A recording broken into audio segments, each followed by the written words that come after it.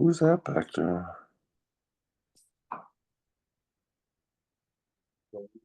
iPhone, I don't know who that is. Hey, we must be on the right channel, back channel, because everybody found us. Good. Sometimes I get it right. Something. Calling to order the Board of Selectmen regular meeting of June 16th, 2025.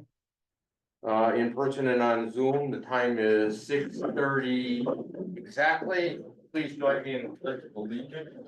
I pledge Allegiance to the flag of the United States of America and to the republic for which it stands, one nation, under God, indivisible, with liberty and justice for all. Okay. Go to item 3, I'd like to move, we add 3 additional items to the agenda.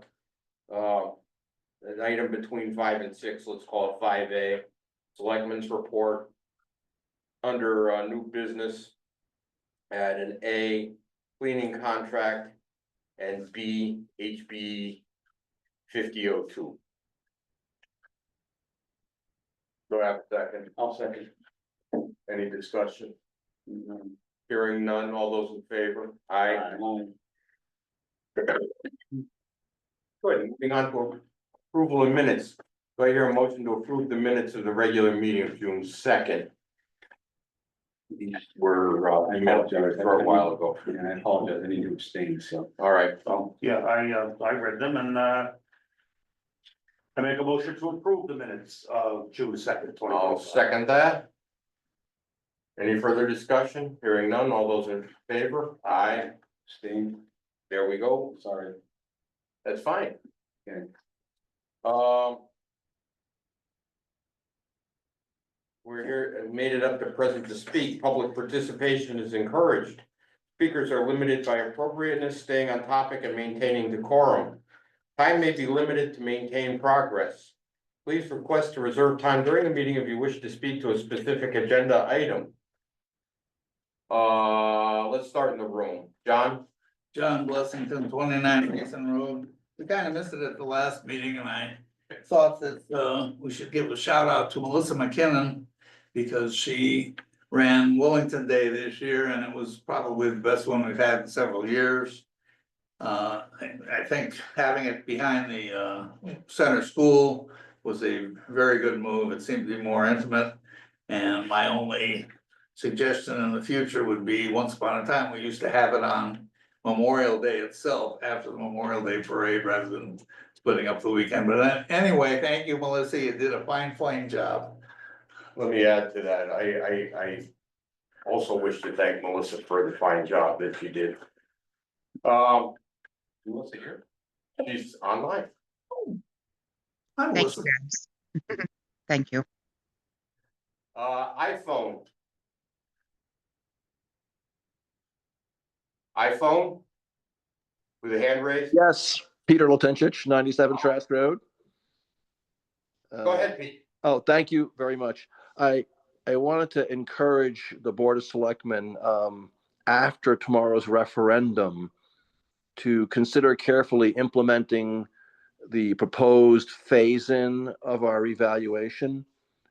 I think if you folks on your board work with the Board of Finance, this would provide some relief for our residents from the large increases that many residents are facing with the reval.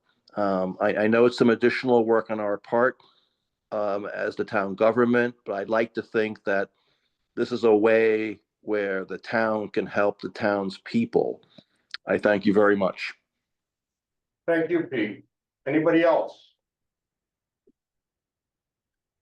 Seeing no hands in the room or on the screen, let's move on to correspondence, of which we have none. So now we will get to Selectmen's report.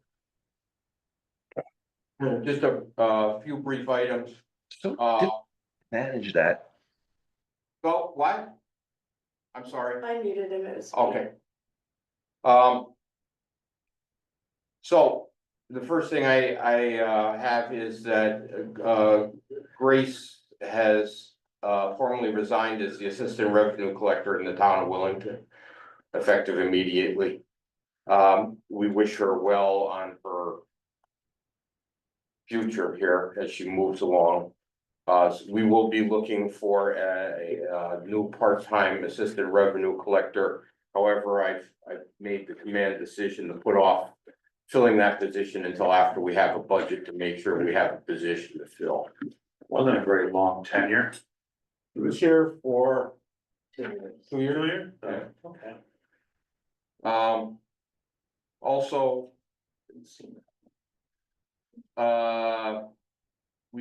I have had to notify the state police for a larceny of multiple vote on Tuesday signs that belong to the town. We've had 6 of them stolen, mostly in the vicinity of Y Road, Willington Hill Road and 74. That's been reported to the state police. Also, there was vandalism done to the information board at the Royal Knowlton walking trail on Mason Road. Somebody threw a rock through the glass and destroyed the frontage on that, and all the information was all in bud. So Public Works has cleaned it up for us, and Conservation and Open Space has been notified so that they can see about repairing that sign. I'm sorry, I just wanted to say, Y Road, Yeah. vote yes signs were stolen too on Great, I Several wasn't properties. aware of that Yeah. because several properties. my Public Works Director was mostly worried about the signs that he owns. I understand, Yeah, I understand. that, so I will further forward that information to the state police. Thanks. Um. Public Works report. Public Works has been doing some roadside mowing, installing new signposts. They mowed down the transfer station and sight lines at the intersections. They set up the old town hall for the budget referendum. They put out the Vote Tuesday signs, replaced the Vote Tuesday signs that were stolen with the ones they had remaining. I believe we'll be having to get some more. They patched potholes. They picked up firewood from the places where the tree people come through, and they cut the wood in. If the property owner wants it, they leave it there for the property owner to take it and then clean up after that. The fire department business office for Station 13 has been moved over to 25 Old Farm, so the fire departments are working well together nicely on that. The Public Works helped them move. And they did some vehicle repair. Road crack sealing is going to begin very soon. I believe they were scheduled to start tomorrow, however, the weather doesn't look good for that. Community cleanup day, they had 4 volunteers. And they picked up trash on Adamek, Fisher Hill Depot, Penny Hill Extension, and they gathered over 200 pounds of trash. Then special thanks go out to Andy Marco, Chris and Kathy Demers, and Jason Regazzi for volunteering. And they will be doing that again next April. We're able to do that from NIP money. That's one of the programs that NIP money allows us to spend money on is reflective vests and pick sticks and garbage bags and that kind of thing for that kind of project, picking up garbage. Tax refunds. We have 2. I apologize to anybody whose name I mispronounce. I move that the sum of $2,496.93 be made to Carol Biggle for excess payments. I'll second that. Any discussion? Hearing none. All in favor? Aye.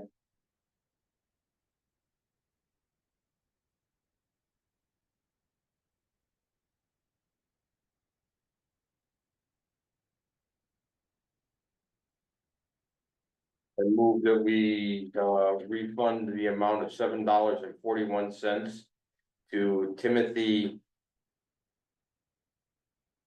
Can't read it, Barkley. For refund of excess payments. I'll second that motion. Any discussion? Hearing none, all those in favor? Aye.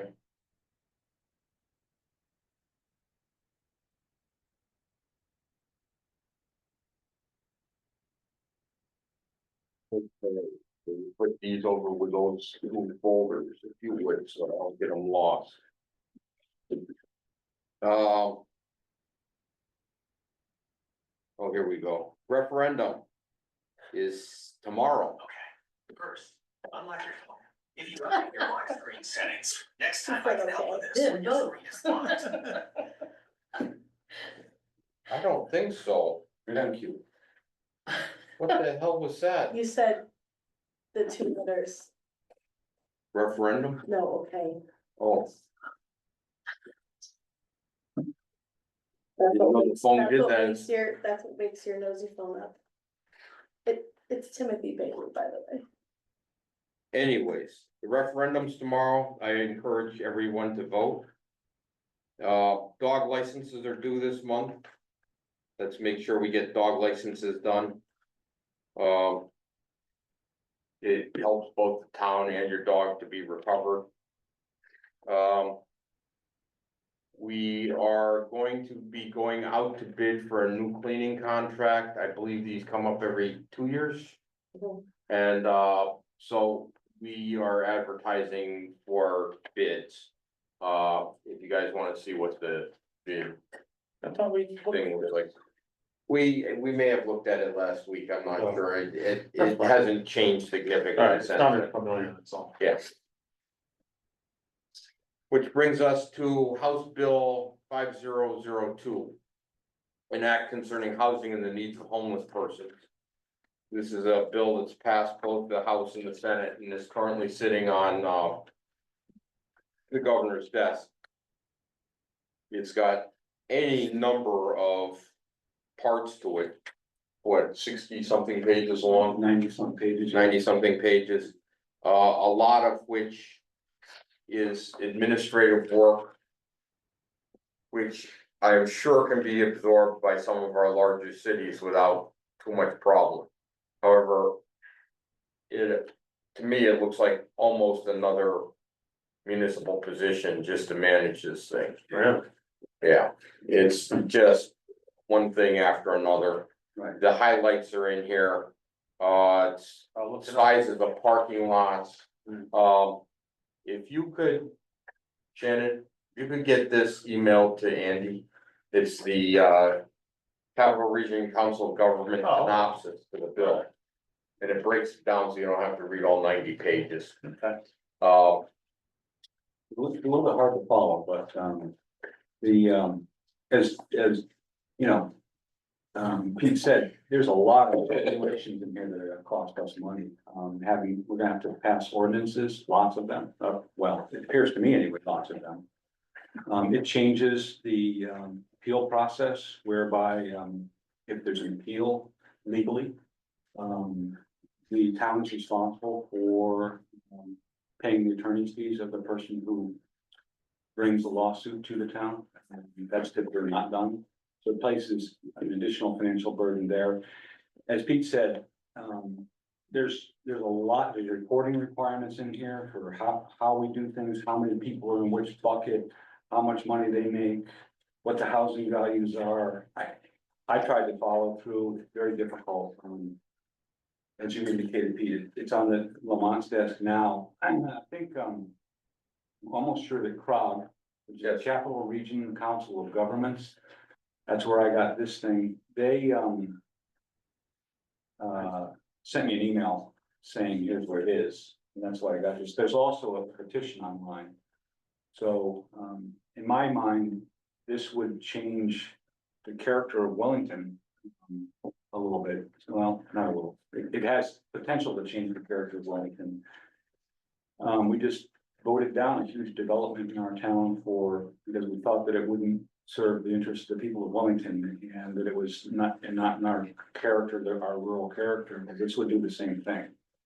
So, for the folks out there, I mean, maybe this is good in welfare, but I filled out the thing, and it's very simple, you just put in your name and they populate a letter and it goes off to Lamont's desk, so I hope that he, what I heard was from Tammy or Jeff, I can't remember which, was that this was on his desk, but he was contemplating signing it with stipulations that there be revisions. So the more people that sign in opposition, the more likely those stipulations are gonna be honored by the legislature, so.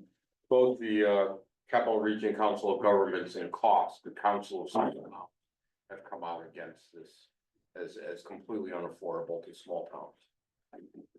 Yeah, I'm sorry, could you just repeat the gist of it and what the bill number is? the bill number is what is it, HB or? HB 5002. Yeah, 5002. Oh, this is Yeah. kind of the affordable housing thing? Yes, it's the Okay. affordable housing thing. Okay, gotcha. How many? You have to move a certain number into your town to balance out the payroll from town to town. It's. Well, it's how many units, right? Yeah, The town adds. yeah. You don't move Regardless. individuals, right? No. I don't think you have to move individuals, but the gist of it is to even out the, you know. However, it's mostly regulatory cost and it'd be unimaginable for small towns, particularly like Wellington, Union, Ashford, Eastford. We get killed by this. And it has to do with parking lot sizes for, No, I know. it's got everything in there. It's quite the bill. So you can also email the governor directly. All you have to do is go online and write email address for Governor Lamont. Just populate it with your name and what you're writing about. So that's HB 5002.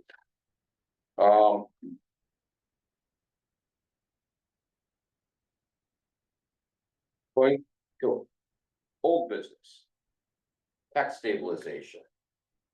Matt's been helping me with this because I've been swamped under, so you contacted the lawyer. Yeah, I contacted the lawyer on two issues, tax stabilization and debt policy. And sent along the materials that I shared in our meetings here back in March, and he indicated that his government affairs group or government regulation group will be looking at that they could offer an opinion on the debt policy, advice on that, and also they could also comment on the tax stabilization and what that ordinance would look like to move forward. Okay, and that was within 10 days, so I talked to him about 4 or 5 days ago, so by our next meeting, we should have something to look at. Okay. And in the vein of lawyers, we have, this is also old business, so I'm gonna ask us to add a B under old business for building official.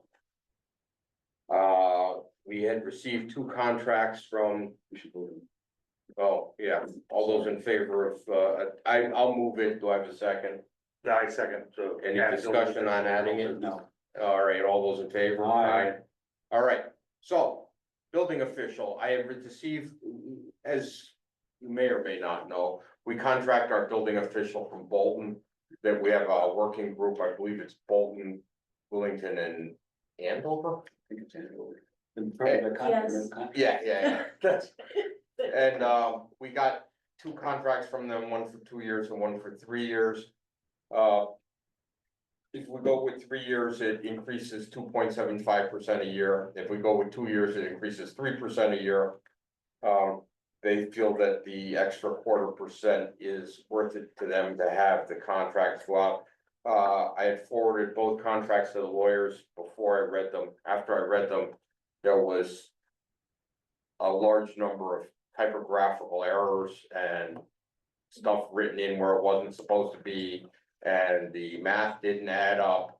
And so I told the lawyer to not bother looking anymore. I sent it back to Bolton. As of this morning, they've redone the contracts. I read through them. I only found one typo. Sent it back to them for revision. They've revised it and it's been forwarded to the lawyer as of 3 o'clock this afternoon. Well, it's good news. So hopefully we can get that done by the end of the month. Because we do have to have a building official. Good and welfare.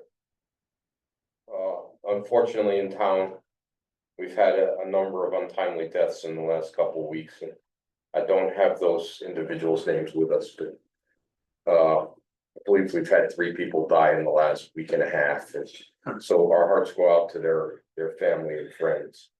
And please, people, if you're feeling depressed and you feel that there's no reason to go on, please seek help. Is there anything from you guys on this? Present to speak. Anybody in the room? Seeing nobody in the room, online? Oh, go ahead. I'll come back. All right. Anybody online? Zoom too. Hi, this is Kathy Demers, 48 Mason. Hi. I just wanted to report that the Conservation Commission's volunteer Chris Demers went out and did fix the kiosk today and put a new plexiglass cover on it. So we're all set there. I did want to ask about House Bill 5002. Yeah. Did you guys add that to the agenda? We did. Okay, I'm sorry, because I kind of came in late. That's okay.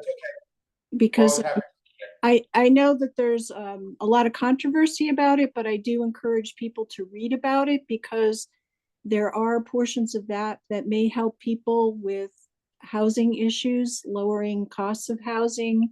We have to do something in our state, in our town to help make housing more affordable. So it's important to read the whole bill if you're going to be contacting any of the legislators about it or the governor. I think that with any bill that size, Kathy, there are good parts to it. We can't deny that. However, I think some of the other parts would devastate the town financially. Kathy, while I got you on the line. Yeah. Can you stop by the office tomorrow or let's Sure. see, tomorrow or Wednesday? Yeah, I could stop by. I'll be in. Questions on a contract that I don't understand. I think you might. Are you talking about the MOU? Yes. Okay, sure. Yeah. All right. Thank you. Yeah. Let's see here. Anybody else present to speak? Oh, go ahead. Steph Somers, Y Road. I had a couple things. One is about House Bill 5002. There's a really good Connecticut Mirror story on it that really goes over all the high points, low points, whatever. But that is the bill that had an amendment that had, bipartisan and complete historic rejection, nonpartisan rejection, because it was the amendment that revealed all the unit numbers per town by town. Everyone had different views of what that is. They didn't want to lock it into a boilerplate, even though they were assured nothing really heavy happens if you don't meet your number requirement. You just explain why, there's a process. But still it failed, and that is historic in the legislature. So it's a complicated bill. It's right that it reached the governor's desk with his reservations, I think. But I agree with what the previous speaker said. We all know 20 somethings in town who would sort of like to stay nearby, and there's absolutely no opportunities for them to do so, or there's very few, unless they want a room with eight people, like, twice what you had to do on Friends. And they, you just can't afford rents that are like, 2,000 or whatever and up. when you're on a starting salary, certainly not in a starting salary at the town hall rate, right? Mhm. So, you know, I would just think bigger about the whole thing. Does the bill have some flaws in it? Perhaps, I would concede that. And more work to do. It is hard on the small towns, so I know what you're saying about that. The other thing I would say is about the second referendum tomorrow, should we, I mean, I believe that this budget is down as far as it can go. The actual spending increase is only 1.6%.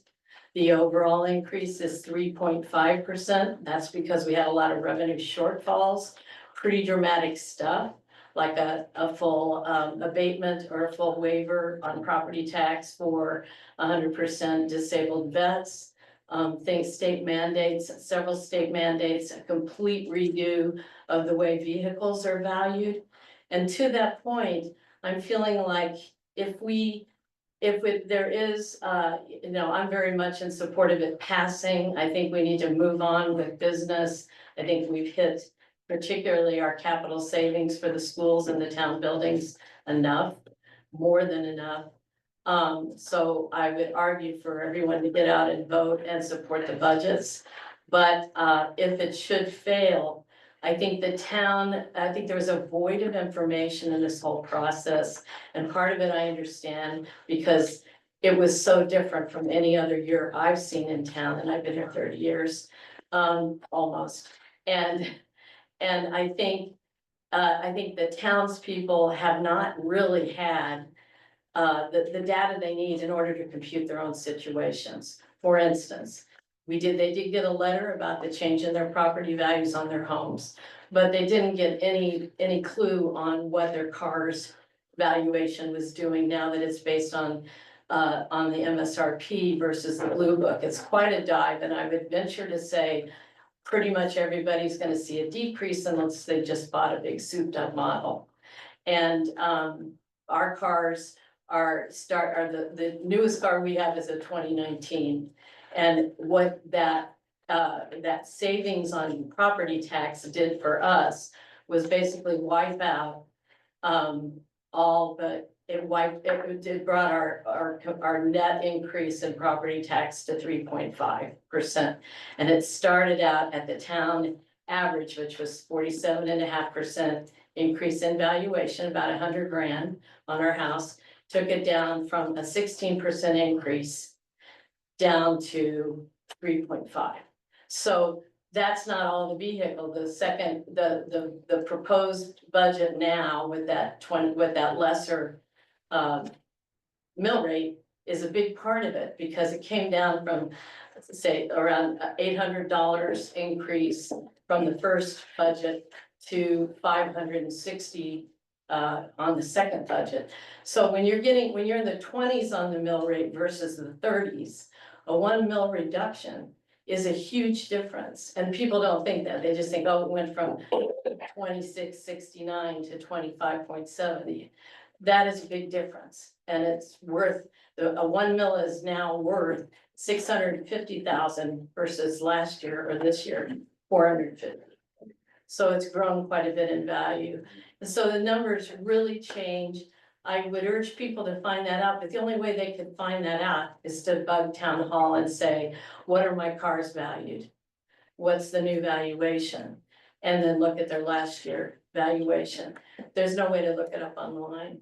So I think things like that, a sort of top of mind recap by the assessor after a reval saying, this is these are the trends I'm seeing, a little bit of analysis, what you can expect. We had the overall 47% increase idea, but other than that, we didn't know things like there are outliers that are gonna really change that percentage.